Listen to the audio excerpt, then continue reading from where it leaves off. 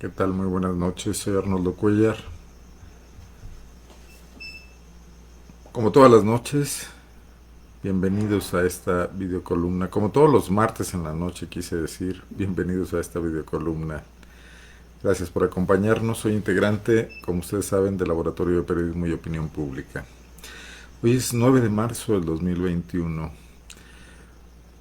Ayer se celebró el Día Internacional de la Mujer, una conmemoración que ha venido cobrando un significado muy importante, diferente, muy revolucionario en nuestro México y en el mundo en general, pero yo creo que particularmente en nuestro país está cobrando una importancia política y social que tiene mucho que ver con nuestra historia, con la historia de un país donde las mujeres apenas obtuvieron el voto en la segunda parte del siglo pasado, donde no han podido generar una igualdad, una equidad en los trabajos, en la política, salvo con la inclusión de algunas leyes muy recientemente, eh, como medidas afirmativas, pero sin lograr todavía cambiar las mentalidades. Con un movimiento importante, relevante, de mujeres precursoras que han dado avances, han generado oleadas, y hoy particularmente se vive una muy importante. Yo creo que principalmente porque esas mujeres que batallaron mucho, que las veían los hombres de la política, los hombres de las empresas, los hombres de los medios de comunicación como, pues, como locas, como mujeres que desquiciadas, que querían ocupar espacios que no les correspondían, están ahí en la raíz de lo que está ocurriendo hoy, con miles de jóvenes en las calles con una gran energía, volcadas a modificar lo que iniciaron estas primeras mujeres en una lucha muy larga de décadas, y que no pudieron o no han podido concretar a fondo por mil resistencias, resistencias culturales, resistencias inconscientes, resistencias de un sistema patriarcal, patriarcal ancestral, al que todos de una u otra manera respondemos, y que tenemos que hacer mucho trabajo para primero percatarnos de él y luego empezar a dar algunos pasos para desarmarlo, para desconfigurarlo y para aceptar nuevas realidades. No hemos logrado los hombres, los que han manejado, hemos manejado los espacios de decisión, de poder en el gobierno, en los medios de comunicación, en las universidades, por nosotros mismos percatarnos de esa enorme desigualdad que afecta a la mitad del género humano. Estamos inmersos en una mentalidad, es poco lo que hemos podido cambiar, pocos los que hemos podido empezar a percatarnos de esta situación y luego mantener la congruencia, que no siempre es fácil, para tratar de llevar esto a un sistema de justicia mínimo, elemental, básico. Y en buena medida son las mujeres las que han logrado ir llenando y ocupando esos espacios, en algunos momentos de manera silenciosa, estando ahí, mostrando su capacidad, su resistencia, y en otras exigiéndolo y gritándolo, como viene pasando ahora. Y creo que merecidamente para nosotros, que no lo echen en cara a todo este sistema donde, pues, lo principal es la falta de comprensión, la incomprensión que muchos mostramos con una situación que debería ser muy natural si nos atenemos a avances desde muchos terrenos del pensamiento y de la cultura, que nos muestran que la igualdad está ahí, es real, existe, en inteligencia, en capacidad de trabajo, en imaginación, en muchas cosas. Las diferencias son mínimas y elementales, son instrumentales. Pero bueno, esto tendrá que ir cambiando, y hoy el debate se centra en otras cosas, en una cosa muy, muy urgente, y que es detener la violencia que padecen las mujeres, como que las dejemos respirar mínimamente, que ellas puedan tener ese espacio para mostrar todas las capacidades y las potencialidades de que son portadoras. Me llama mucho la atención cómo desde la política, desde las estructuras, desde las iglesias, Esto no se entiende de ninguna manera. En pleno siglo XXI, con todo este bagaje de conocimiento que tenemos, parece imposible que instituciones como por ejemplo la Iglesia Católica no se percaten sencillamente de la gran discriminación que ejercen por mantener el monopolio del sacerdocio para los hombres.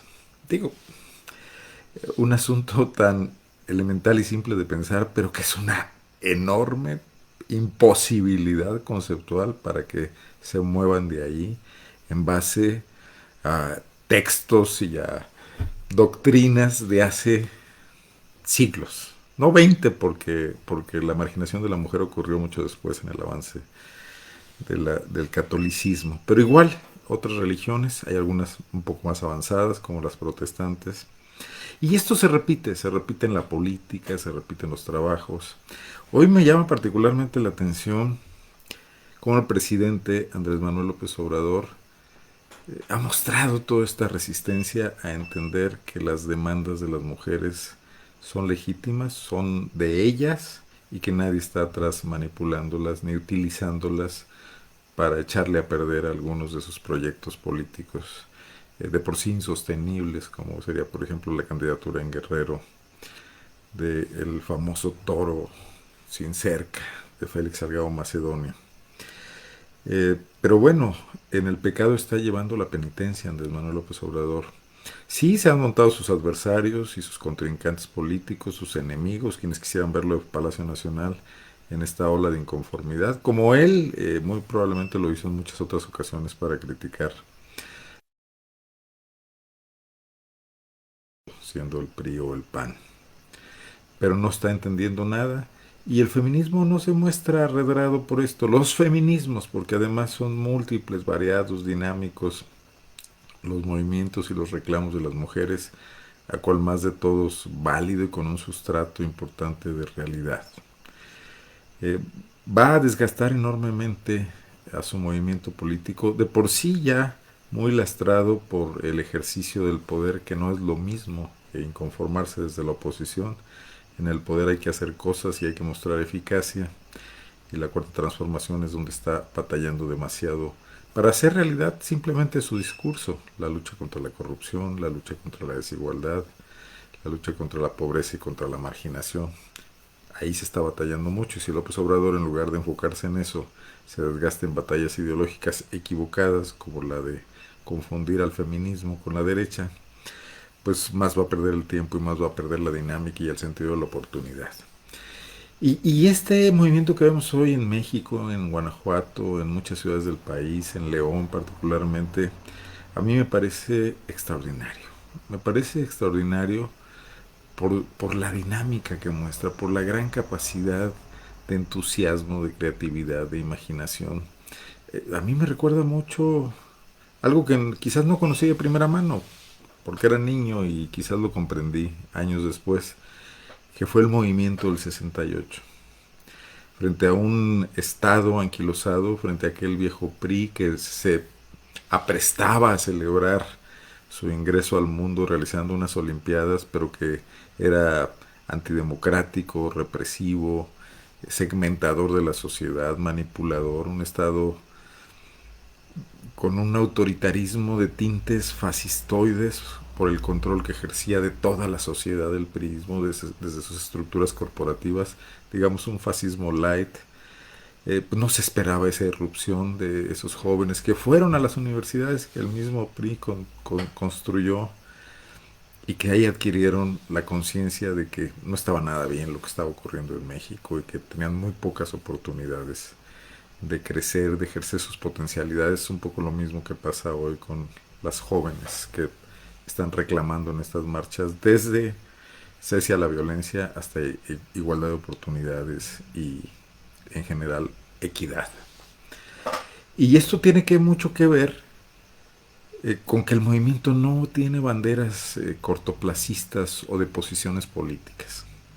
En general vemos, por ejemplo, que muchas mujeres que abanderaron luchas feministas importantes y legítimas lograron entrar a la política y han crecido en la política, y eso también las ha detenido un poco porque se han establecido pactos. al interior de los partidos políticos. La misma situación de haber logrado la paridad de posiciones en las cámaras de diputados o en las presidencias municipales ha generado un cierto conformismo de las mujeres que participan en la política. Pareciera que con eso se había logrado todo y estamos muy lejos de eso. Porque llegar a la política y a la toma de decisiones para estas mujeres debe haber sido el inicio de luchas para trasladar a la sociedad esa dinámica y hacerlo de forma rápida. Y no está pasando así, por esto surge este inconformismo. Yo creo que algunas de esas mujeres, muchas de ellas tienen la capacidad para reflexionarlo, para pensarlo, para rectificar y articular lo que pasa en las calles con lo que debe pasar en las cámaras o en otros lugares, en las presidencias municipales. Hoy en Guanajuato, por primera vez, el Partido Acción Nacional, yo creo que no con mucha proactividad o muy voluntariamente, por fin ha abierto sus puertas y a darle oportunidad a mujeres valiosas de llegar a cargos importantes. Tiene candidatas, precandidatas todavía en este momento a las alcaldías de León e Irapuato. Cobra relevancia porque es el partido que ha venido gobernando por muchos años. Cobra relevancia también por el hecho de que la única derrota que han tenido en León fue frente a una mujer y eso a los panistas les permitió durante mucho tiempo satanizar las candidaturas de sus militantes mujeres, diciendo que, criticando el trabajo de Bárbara Botello y sus resultados, y un poco emplear la misoginia para descalificar, con el sin sentido light de que el votante no iba de nueva cuenta a ir a las urnas a depositar su voto por una mujer. Qué bueno que se ha superado eso. Y la candidata Alejandra Gutiérrez, una mujer capaz y con una trayectoria importante en cargos administrativos y una diputación federal, otra local, está ante una importante prueba. Me parece, de cualquier manera, de parte del PAN una inconsecuencia, una incongruencia, haberle integrado una planilla sin dejar que ella se manifestara y hiciera los acuerdos convenientes para llevar en el equipo que la acompaña alianzas que ella misma construyera. Las cuotas de partido se privilegiaron ahí y el perfil de sus candidatos a regidores, a síndicos, bueno, pues ahí están para verse, probablemente no le ayuden mucho, salvo excepciones también, digo, no generalicemos. Lorena Alfaro va por Irapuato, importante también. Y en Celaya, donde gobernó una mujer, pues esta vez el PAN ha decidido decantarse por un candidato priista, pero esa es otra historia. Ayer se anunció la designación, aún no toma protesta, por razones de que no ha dejado su encargo de diputada, de Livia Denise García Muñoz Ledo como secretaria de Gobierno de Guanajuato, la primera secretaria de Gobierno de Guanajuato. Me choca un poco el oportunismo de haberlo anunciado el 8 de marzo, el montarse en esto y el PAN tratar de colgarse una medalla de lo que ha sido una marginación muy consistente de las mujeres en los equipos de gobierno de Guanajuato. Recordemos que Miguel Márquez solamente legal y que aunque Diego Sinué abrió esta posición a 4, ya ha despachado a 2 para sustituirlas por hombres, lo hemos comentado aquí. Me parece importante que la Secretaría de Gobierno la tenga en esta ocasión Livia Denise García Muñoz Ledo, una mujer que además tiene energía, tiene capacidad conciliatoria, tiene ganas de hacer política, tiene hambre de participación y es una mujer preparada. Me parecería lamentable que no le den los márgenes de maniobra suficientes para que imponga su personalidad en el trabajo de la Secretaría de Gobierno. Hace mucho que la Secretaría de Gobierno en Guanajuato tiene una importancia menor a la que debiera.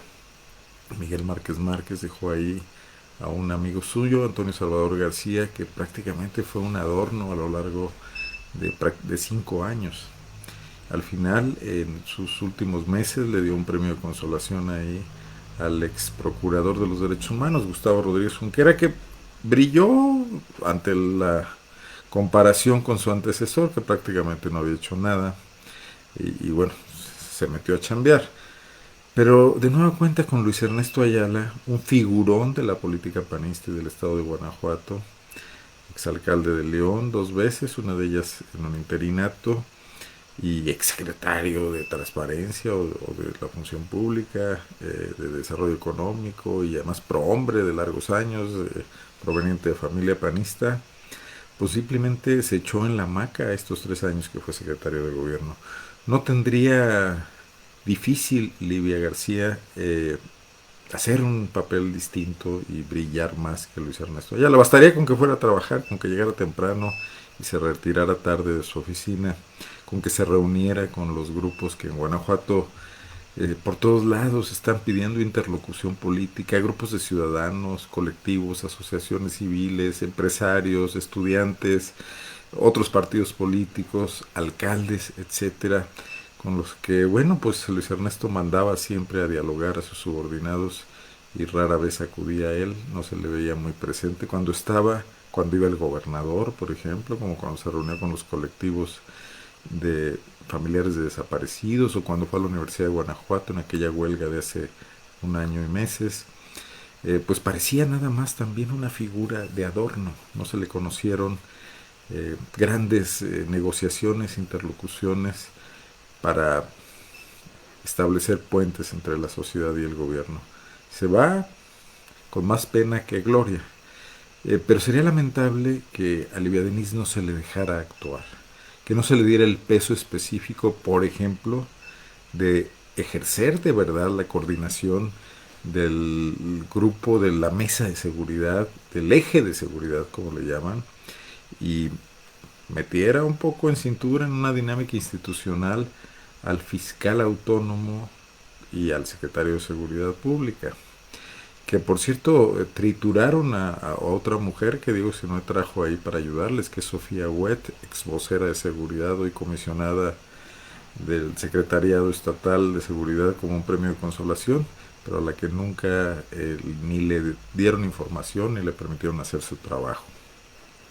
Vamos a ver, porque si el adorno, el, el aprovechamiento oportunista de anunciar la designación de Livia García Muñoz Ledo el 8 de marzo se traduce después en un impedimento para que ejerza su labor y muestre sus habilidades y su competencia, pues estaremos nuevamente ante una situación de violencia política y de la tradicional misoginia del PAN, que piensa que las mujeres no sirven para la política y que bueno, pues hay que sobrellevarlas porque la ley pide que tengamos paridad y porque ahorita es el tema y porque hay que ser diferentes a López Obrador, ¿no?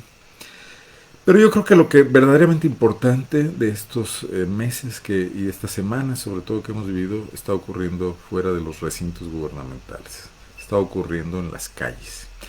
Y no solamente con las jóvenes que se manifiestan, que se organizan, que reclaman cese a la impunidad, alto a la violencia, sino también con estos colectivos, muchos de ellos liderados por mujeres, que han empezado a reclamarle al Estado que actúe en temas centrales. Y ahorita particularmente me refiero a los colectivos de familiares de desaparecidos, donde la presencia de las mujeres es importante, es muy relevante. Fueron mujeres las reprimidas en aquella marcha el año pasado, cuando Alvar Cabeza de Vaca decidió que había que retirarlas del bloqueo carretero que realizaban en la capital del estado porque le estorbaban a los automovilistas y golpearlas, enviar a una al hospital y a 3 llevarlas detenidas, a 4 llevarlas detenidas, incluyendo a un hombre que era, por cierto, un integrante de la Comisión Nacional de los Derechos Humanos.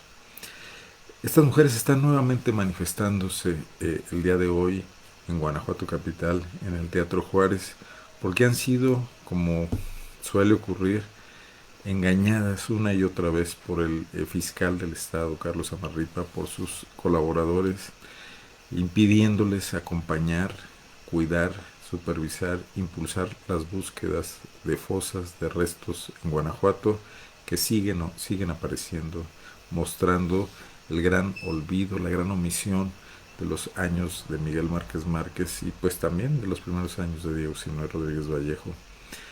De no ser por estas mujeres y hombres también, por supuesto, pero yo aprecio que son muchos liderazgos femeninos, mucha presencia y mucha determinación de mujeres. La fiscalía seguiría hoy como lo vino haciendo hasta hace un año aproximadamente, negando que en Guanajuato hubiera fosas, negando que en Guanajuato hubiera desapariciones.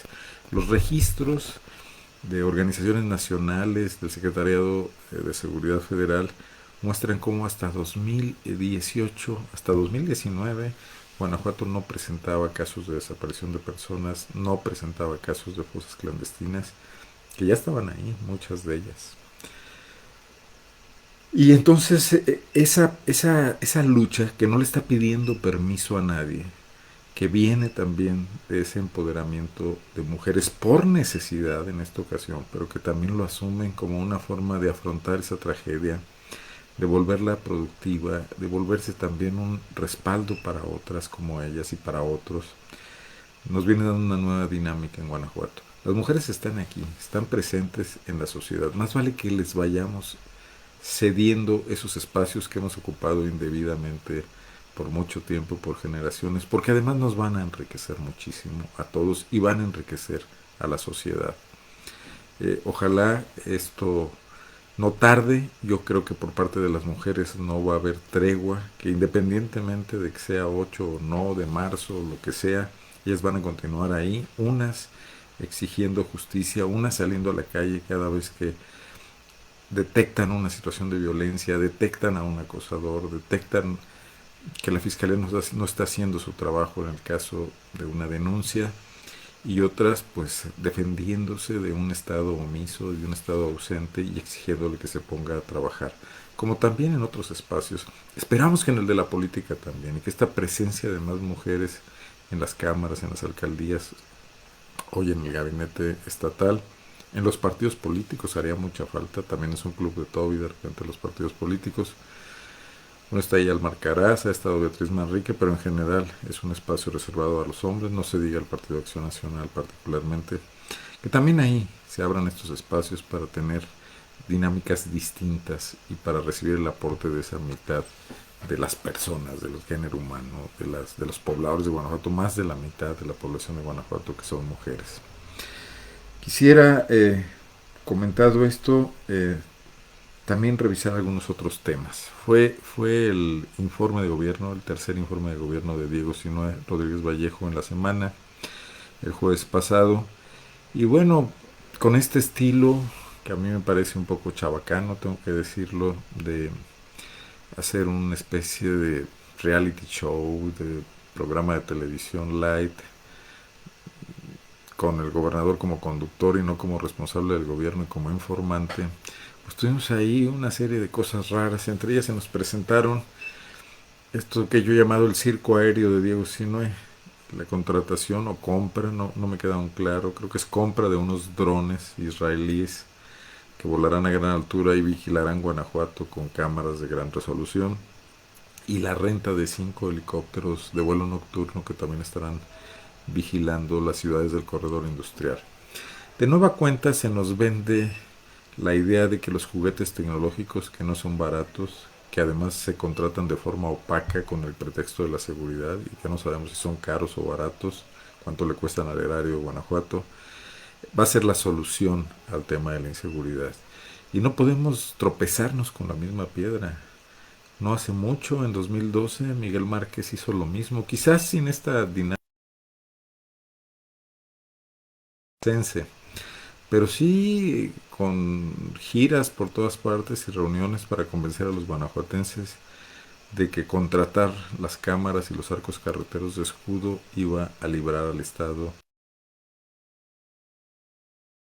de la violencia, y que al contrario iba a empezar a contrarrestar esto, que blindaban Guanajuato.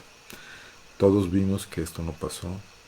Nadie, ni la oposición en el Congreso, eh, ni los periodistas, mucho menos los ciudadanos, pudimos tener acceso a información fidedigna que nos permitiera evaluar si el escudo funcionaba o no, qué fallaba, por qué fallaba. Suponemos que muchas de las cámaras ni siquiera eran de la tecnología que se ofreció, que nos vendieron chatarra, que nos vendieron basura.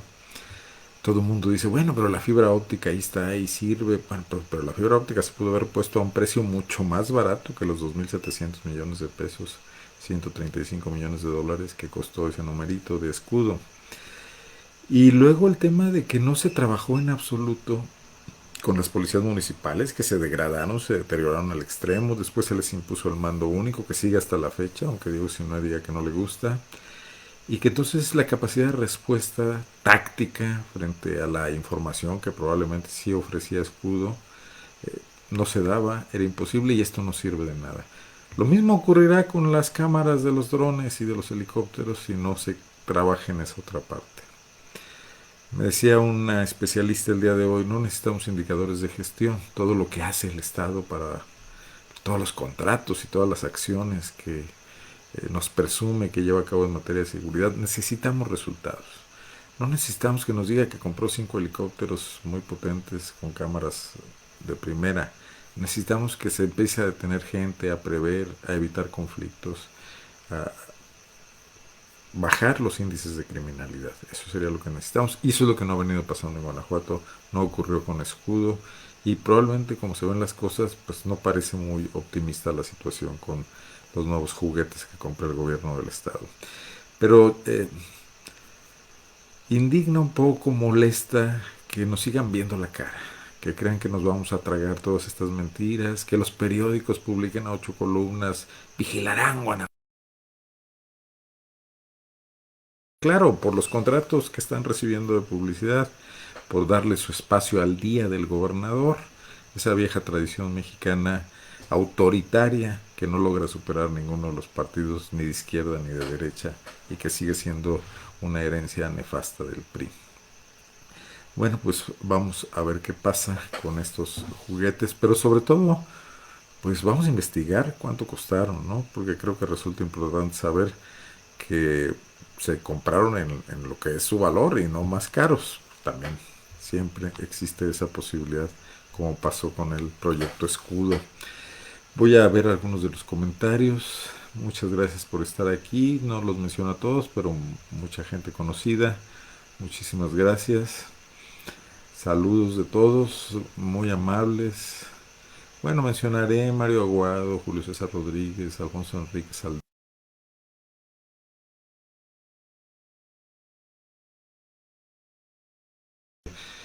Gracias por estar aquí. Agarraron al marro, pero dejó lleno de marritos en todo Guanajuato y no se diga en Celaya, dice Rafa González. 9 años de inseguridad, dice José Santibáñez. Agustín Méndez dice lleno. Saludos a Agustín Méndez, viejo compañero de líderes juveniles. Bueno, pues estas son las reflexiones que quería yo dejar este martes. No sé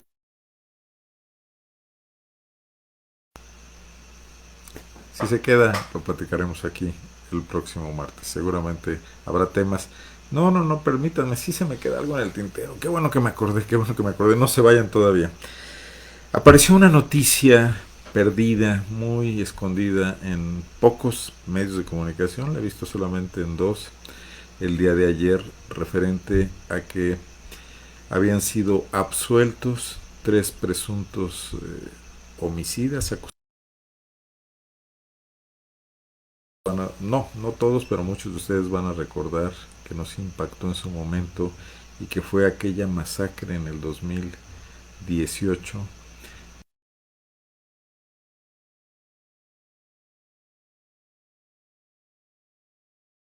en Purísima de Bustos, en Purísima del Rincón, el municipio Purísima de Bustos, la ciudad.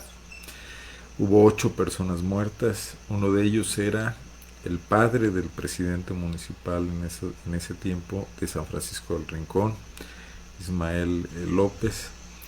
Eh, Parece que el atentado iba dirigido a él, pero se ametralló a la concurrencia y hubo también muchos heridos en esa ocasión.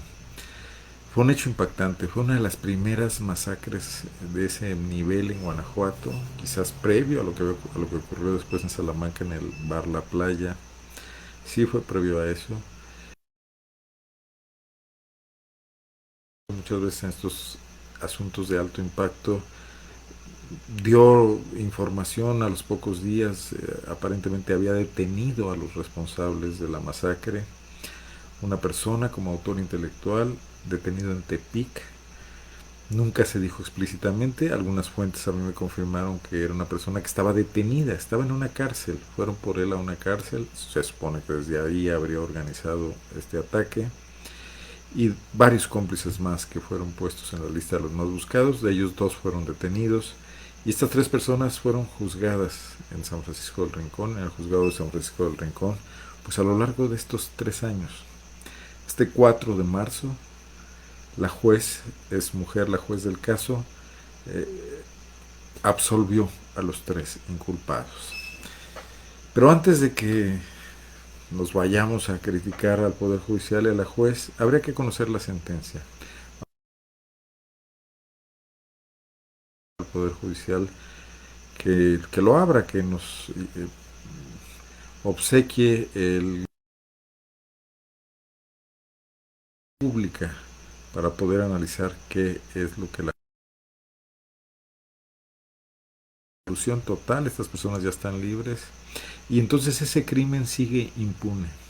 O bien porque la fiscalía no logró probar que estas personas estaban vinculadas, o bien porque definitivamente no lo estaban, o bien porque la juez decidió soltarlas, vamos a saber bajo qué condiciones, pero la matanza, la masacre de esas 8 personas hoy no tiene responsables ni a nadie detenido.